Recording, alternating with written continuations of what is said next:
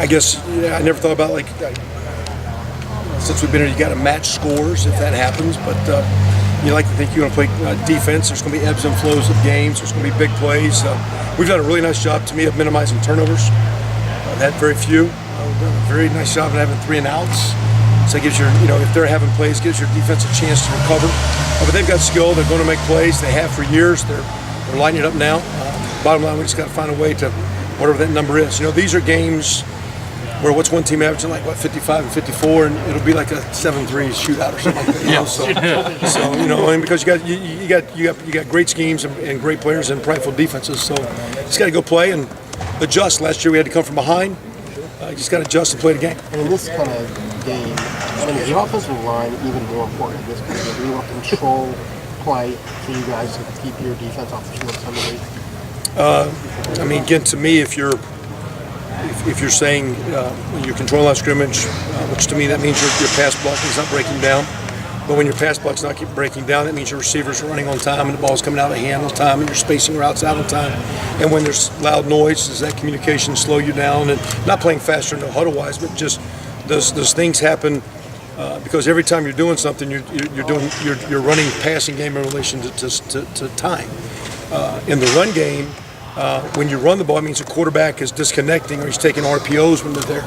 That means the perimeter guys are doing their job. So to me, it takes a whole group to be successful. So it's like if you can't run the ball, it's the line's fault. I don't buy that. If you can throw the ball, that means your line's doing well. If you can run the ball, it means your receivers are doing well. So I think it's going to take all 11. When you're on the road, it's going to be tough. It's going to take everybody. It's going to take more than 11. We play with a lot more than 11 guys. It's going to take a lot of guys this Saturday night in State College. Tim, how prepared is Dwayne Haskins Jr. for this kind of environment? Obviously, he played well at TCU a couple of weeks ago and stuff. But what I guess has impressed you about him, and where do you think he can still grow a little? I think every time he plays, I think all those players, I think those great players in the NFL are always growing. Those guys have, Peyton Manning always talking, you're 16, 17, 18, I wanted to be coached. And when he's getting, first of all, he's getting great coaching from Coach Day. And he did it a year ago. And the way he's playing now goes back to JT's practice habits and things that he saw every day. So, he's a tremendous practice player. He's getting better. I think you saw last year the way he handled a big situation last year in a big stage. He was ready to play well in the championship game. He was ready to play well. He was ready to play well every week. And when called upon, he's answer the bell. Now, he also looks good when the supporting cast looks good. So when the offense is clicking, the quarterback looks good and they get all the credit. When the offense is not clicking, it's probably going to be his fault. So as we play as a group, Dwayne's a big part of it, and he'll do a great job. Hey, Kevin, you've been a head coach, and you've been an assistant at a lot of different levels in this sport. So I think you have kind of a general, unique view of maybe what a recruiting is like, and different types of classes and stuff at different talent levels. I was just wondering, how soon into a recruiting class's arrival at Ohio State or at any place do you know whether the class as a whole is going to be a hit or not? I think we're in a right now society. I'm trying to figure this rule. I've never heard a rule that I'm on scholarship, and I've decided that I'm going to redshirt and then I'm going to transfer.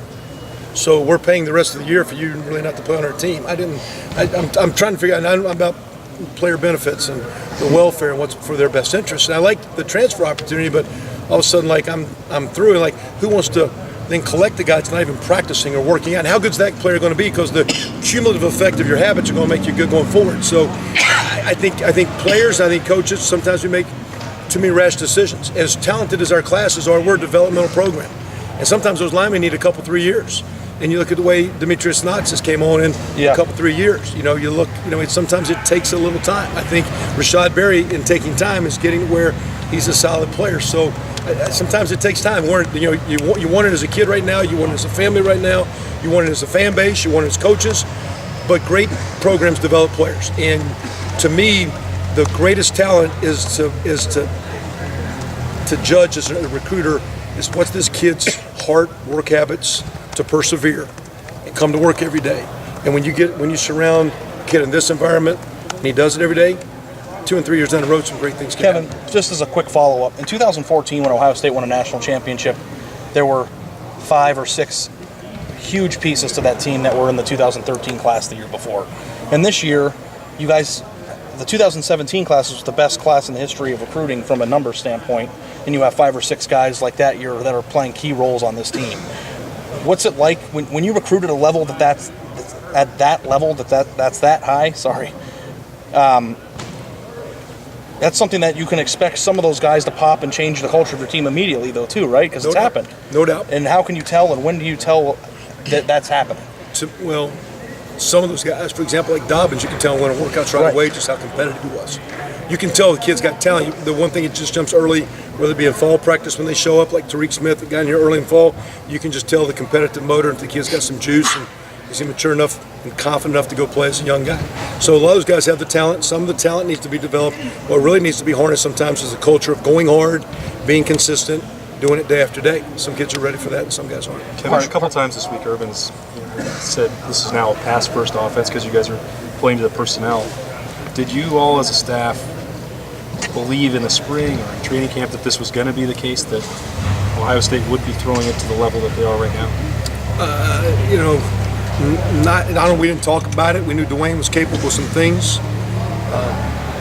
Personally, I never thought of us as a run first or now a pass first based on those, because you take what's there. Now, we went from a guy that was pulling and running it to now a guy that is maybe distributing the throws. So to me, that's where it's different. The schemes have not changed dramatically. The language has changed minimally. There's been a few little tweaks, but what you're doing is trying to what you don't want to do when if you're saying we're a pass first team, really good teams are physical.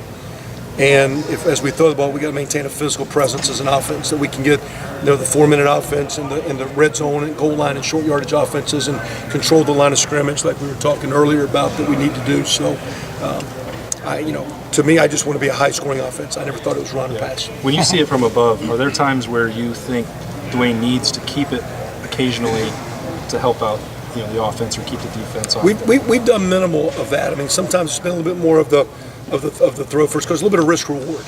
And typically, you got to be careful because you get a little arrogant in your play calling or the direction you go, and the good Lord's got a way of putting you where you need to be. So we've tried to be aggressive without being greedy.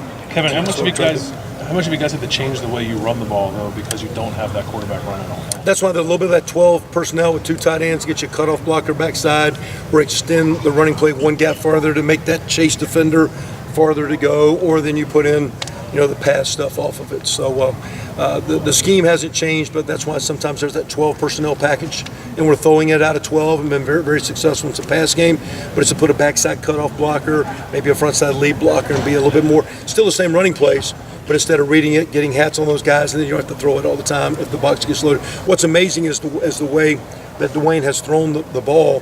They're still putting everyone up there to stop the run. They're going to challenge you to protect and make shots and make one-on-one plays. I've been around some really good quarterbacks. Just straight up question, just throwing the ball. Is Dwayne special? I mean, where would you classify him from the standpoint of just the art of throwing the ball? Just generally, because I'm more of a generalistic person with quarterbacks than specific of mechanics. He can make a lot of the throws, and he's very, very accurate. He sees things very, very well, and it appears to me, I thought one of Bradford's great attributes was how quick his mind was to see it, and Dwayne, for a young guy, appears that he can handle. I think, again, Ryan, having played and been around a lot of guys, knows how to present things where it doesn't overwhelm him, so he can go through his decisions and not be mentally loaded, so he can get the ball out of his hands. So, I mean, he sees it well. He's very, very accurate. If he went to the county fair, he'd hit a lot of prizes and bring all his little stuff.